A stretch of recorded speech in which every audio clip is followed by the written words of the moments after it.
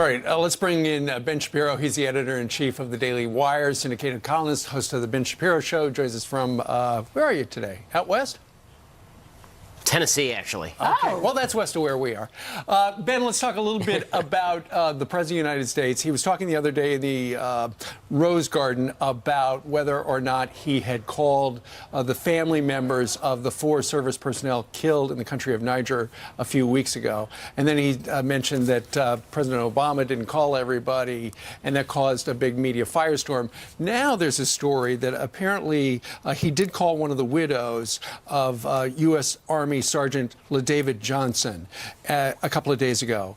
And Congresswoman from Florida, Frederica Wilson, a Democrat, was infuriated that the president was so insensitive because reportedly the president said the soldier, you know, your husband, knew what he signed up for, but I guess it still hurts. What's your observation about what's going on with this? Because suddenly a phone call from the commander-in-chief to a grieving family looks like it has been politicized. Well, I mean, here's the big problem, is that the only accounts of the phone call that we have so far is actually from Frederica Wilson. And this Democratic congressperson was calling for Trump's impeachment back in May. So the media immediately picked up on her accounts of the conversation. She was apparently in the car and heard the conversation on speakerphone.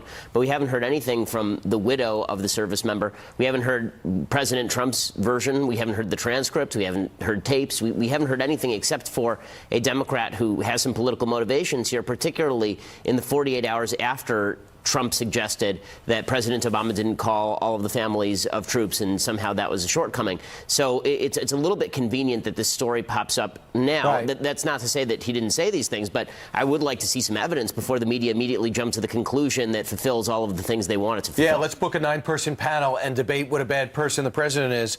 This woman makes Maxine Waters seem like a supporter of Donald Trump. Some of the headlines in the past: Miami correspondent to Donald Trump, please do not, Congresswoman to Donald Trump, stop tweeting. She calls for his impeachment. She also says he is desperate for attention and needs psychological help. This was leading up to the fact that she witnessed on speakerphone the portion of a conversation regarding the family of a slain soldier. I believe she's got an axe to grind. Maybe she's 100% right, but the background makes you at least be skeptical if you're questioning, all right?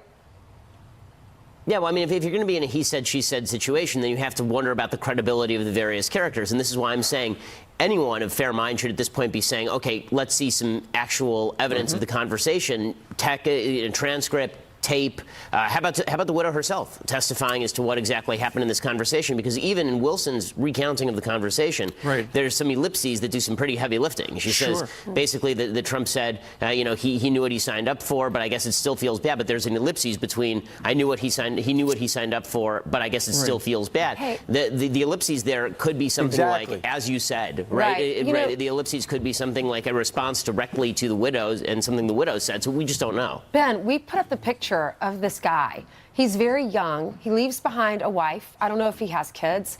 He probably leaves behind parents. Here's his picture. Look how young he is. Look how handsome he is. He died for our country. And we're talking about this? Can we not talk about the service and the sacrifice that this man made? Well, again, I think that, you know, if the conversation went exactly as Wilson said, that would be somewhat troubling, because I don't think the president should really be saying that sort of thing. But I don't think that we have the evidence to suggest that. And obviously, I think everyone is devastated about the loss of Sergeant Johnson. The idea that President Trump is sitting in the White House and he really doesn't care what happened to Sergeant Johnson, that seems to me a very convenient political narrative, as I say, arising 48 hours after Trump seemingly suggested something like that about President Obama. Yeah, we don't know Bush. the conversation, but do you really think the president would call up the widow and say, and preach that narrative instead of saying, I'm sorry? Well, the thing, and to your earlier point where, you know, we haven't heard from the family per se, but we did hear from the president earlier, and he said the tweet was, Democratic congressman totally fabricated what I said to the wife of a soldier who died in action, and I have proof. So the big question is, will he reveal, and then he writes sad, will he reveal that proof? Will we hear from the family? These are normal conversations between a commander-in-chief and a grieving family we never, ever hear about until today. All right, let's change gears and talk about Hillary Clinton, who, by the way, is in South Korea, saying the president is causing war with North Korea. Totally irresponsible. She also made clear she doesn't want to run against the president again, but she'll continue to harass him and continue to criticize him. And now we find out the Clinton Foundation has its link with the Russians. They're revealed to have routed millions of dollars to Hillary Clinton's, while she was Secretary of State to the Clinton Foundation.